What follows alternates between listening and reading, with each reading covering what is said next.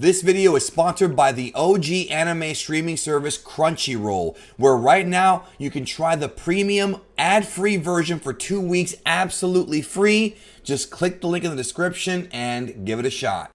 So I want to talk about the Ahsoka Tano rumored Star Wars live action series coming up. So the original story that came out before was that Rosario Dawson was going to be, or was actually cast as Ahsoka Tano in the Mandalorian Season 2 series coming out later this year. And I thought it was fine casting. I thought it was fine. I had no problem with it. Rosario Dawson's a very talented actress. I've seen her in so many great movies. I had a crush on her when I was younger. I mean, she's great. And having her play Ahsoka Tano, she actually has a similar facial structure to Ahsoka, so that makes sense. But now they're talking that they're going to go ahead and do a full Ahsoka Tano live action movie, or I'm sorry, live action TV series. And it's interesting because, you know, the talk, the scuttlebutt, the rumors that they were going to do an animated sequel to Rebels later this year featuring Ahsoka Tano. You know, the discussion was that Ahsoka and Sabine were going to have their own series. I think Ezra's supposed to be there too later on this year. But again, we hear these rumors all the time, and some end up being true, some don't, obviously. Michael Biehn, of course, great 80s icon. Kyle Reese is also cast in Mandalorian Season 2. But now the discussion is about this Ahsoka Tano live-action TV series. And I'm thinking about this, and it's like, okay, look, Ahsoka Tano is a beloved character. Ahsoka Tano, to me, was the response from the fans of Star Wars when Lucasfilm had the audacity to say that people who hate Last Jedi are sexist pricks and they hate women and all that. No, they just hate the way women were written in that movie, or at least some of them. You know, not all of them, of course. But most of those same fans love Princess Leia and love Ahsoka Tano. Ahsoka Tano, to me, is an example of a post-prequel trilogy, because her character came out after the prequels were done. You know, strong female protagonist that people love, you know, and they throw the personal politic bullshit out there. Get sick of hearing it, honestly. I don't even want to talk about it in this video, but she had gained some popularity.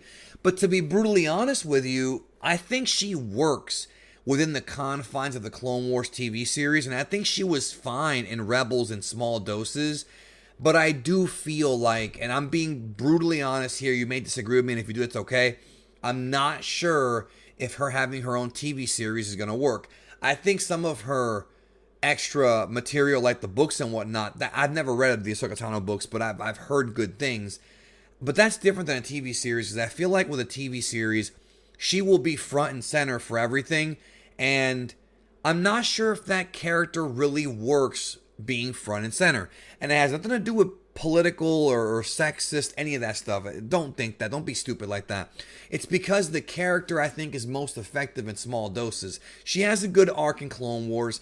I liked what they did with her in Rebels. In fact, the Season 2 finale where she battled Darth Vader was really, really good. I reviewed that like 4 years ago, probably on my main channel. I don't remember. It was a while back. It was 2016. I think 2016 when I did that. Maybe 2017, but I reviewed season 1 and 2 of Clone Wars way back, and I remember discussing how much I liked that fight with Vader, how much I liked the scene where like his face is like exposed and his eyeball sees Ahsoka Tano, and you know, I like what they're doing with Anakin and Ahsoka with little teases in the Star Wars season 7 of Clone Wars. I reviewed that a few days ago on the channel. You know, there's positives here with her character, but as far as her carrying her own series, I mean, part of me is intrigued because if they set the series in a far off planet or somewhere away from the Republic where she's trying to kind of figure herself out, she has to hide the fact she's a Jedi but use her Jedi powers effectively, that could actually be interesting. What they did in the last Clone Wars episode, Deal No Deal, is kind of what I want to see from the series. However, I still can't picture the series being like 3, 4, 5, 6 seasons. You know, I feel like it'll be a short thing, like, you know, maybe 1 or 2 seasons, maybe 8 episodes apiece, and then that's it. Because I just don't know if that character, like, she's starting to get kind of go away heat with me. You know what I mean? Like, Dave Filoni loves that character, and what I'm worried about, and I'm not saying it's going to happen, but it's stuff, again, when I make these videos, I just talk and tell you what I think. What I am worried about is, I am worried that she is going to get overexposed, that people are going to get sick of her, and that less is more when it comes to her character. That's how I feel, in my opinion. Again, it depends entirely on how they write it. It depends on the structure of the show. I don't want it to be like The Mandalorian, but I do like taking concepts of The Mandalorian, like sort of the slums and the dirty side of the galaxy, the Outer Rim territories and things like that, and having them kind of show how she can survive. But I also feel like that might be too similar to the Obi-Wan series coming up. The Obi-Wan series coming up is supposed to be about how Obi-Wan is on Tatooine trying to survive, after Revenge of the Sith, but before A New Hope. That's kind of where the story is going to take place. And I don't want the two shows to be too similar. But if they do a series with Ahsoka Tano, I don't see why they don't just have Sabine in there anyways and just make it animated. We kind of like that. But the truth is, and I'm going to hit y'all with some reality that many of y'all, I'm sure y'all know this, but you don't like it, neither do I. There's a lot of people who won't watch animated Star Wars. And I'm not kidding. There's a lot of Star Wars fans that I talk to who will not watch the Clone Wars series. They won't watch Clone Wars, Rebels, Resistance, any of that stuff. No matter how much you tell them that certain arcs of Clone Wars are great, certain, episodes are fantastic, how much it adds to the lore of Star Wars, how much it adds to the it makes the prequel era better. It makes Anakin a better written character. It tries to fill in some plot holes and kind of open your eyes to the perspective of the clones and how they battled, and more of Mace Windu, more of Count Dooku, these characters that get really fleshed out in the Clone Wars series. And they're just not having it. They just can't get into it because it's anime. There's a weird sort of bias where people just don't like animation. I think it's dumb, honestly. I'm sorry if you feel this way. I think it's stupid because I grew up on animation, not just, Disney movies and The Simpsons and Tom and Jerry, Hanna-Barbera. Later on, as I got older, anime, of course, became a big part of my life. A huge part of my life now, because my main channel is essentially an anime channel. Even though I mostly cover Dragon Ball and Geekdom 101, I still cover other anime once in a while. Like, I'll have to sprinkle some stuff here and there. And so I just feel like, I guess that's why they're doing this, to kind of appeal to those people and maybe get them to, like, try out the Clone Wars. But I don't know if it's going to work, because they're already kind of biased against animation.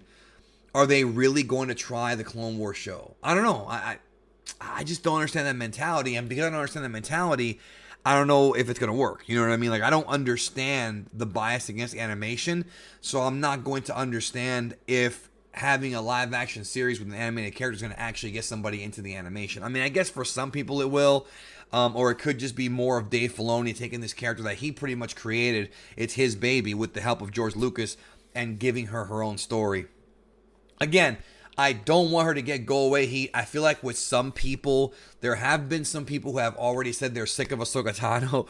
And again, we haven't seen her in a while, because Clone Wars has been off the air for a while. Rebels has been done for a while. Now it's back. So we haven't really seen her for a while, but oftentimes it does somewhat come off like Dave Filoni sort of wanking off the character. Like, it does kind of feel like he wants to build his Star Wars animated universe kind of around Ahsoka Tano. It does kind of feel that way sometimes, especially in the interviews he's done. And, obviously the Star Wars Celebration where he took off the shirt and, he opened up his shirt, Ahsoka lives, with a question mark, and then it wasn't a question mark. That was kind of cool stuff for the Clone Wars eras from Celebration a few years ago. But I feel like they have to be real careful here, and I don't think they should overexpose her. I think this character can be very popular, probably will be very popular, and a good role model for young women and men, because she is a very, free-thinking character. She's not one who's a follower. I feel like Rey was oftentimes, seeking that sort of belonging, which, again, that's part of her character. But with Ahsoka, she doesn't seek any of that. She's the opposite. She wants to be her own woman, or, whatever, and it works. I think it works for that character. I think it's an effective way to write that character, and I think she could end up being a great, great positive, character for Star Wars. I mean, I think she could be, but they have to be real careful as to not. They don't want to Mary Sue her. They don't want to overexpose her. I don't think she's going to ever be Mary Sued, because she already has a backstory that's vastly different from Rey's. But still, when you have this live action show, you will have a new audience and new eyeballs tuning in. So you may have to recap some of the previous stuff. You may have to recap some of the origin stuff, some of the Jedi stuff, because there's going to be new people watching who have never watched Clone Wars. They don't know anything. What do we expect? I don't know if that Ahsoka Tano series is going to be directly only for the Clone Wars fans. I don't think that's the goal here. I think the goal is to ultimately bring in new fans to get Ahsoka Tano over as a popular Star Wars character. That's the way I'm seeing it. That's the way I'm guessing it's going to happen. I have no insight into Disney's boardroom meetings or anything like that. But it's interesting to see where they go going forward. But it does seem like Disney is definitely heading in the direction of television over movies. There will be a new movie coming out in a few years, but I'm okay with that because I feel like the television shows are way more focused, and the sequel trilogy is a complete disaster. We've already talked about that to death, and I feel like this is a chance to kind of try to win back some of those fans and say, okay, that sucked, but we can give you this, and maybe you'll like it. I don't know. Just, again, don't overexpose Ahsoka Tano because it's going to be a mistake. Thank you again for watching. Let me know what you think in the comments. And remember to take care of yourself during these times and all the time, and each other.